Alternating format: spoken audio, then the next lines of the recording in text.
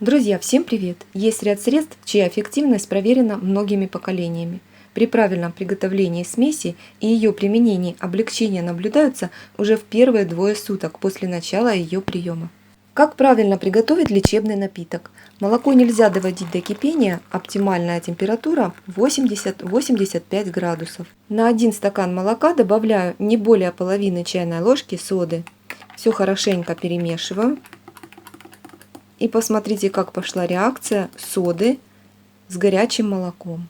Дополнительные ингредиенты, как мед, сливочное масло, масло какао и настойка прополиса, их добавляют в самый последний момент, когда молоко остынет. Перед приемом готовый напиток остужают, чтобы не обжечься.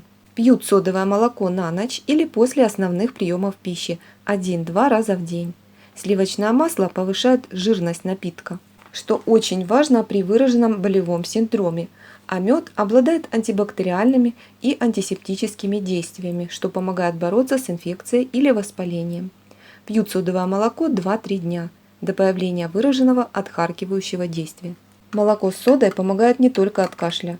Оно снимает изжогу и неприятные ощущения в глотке, облегчает состояние при воспалениях в лор-органах. Используют только натуральное цельное молоко, в нем содержится большое количество полезных микроэлементов.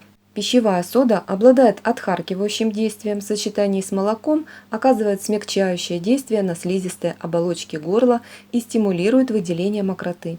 Молоко с содой пьют при таких заболеваниях: ринит, фарингит, ОРЗ, ларингит, трахеит, ОРВИ.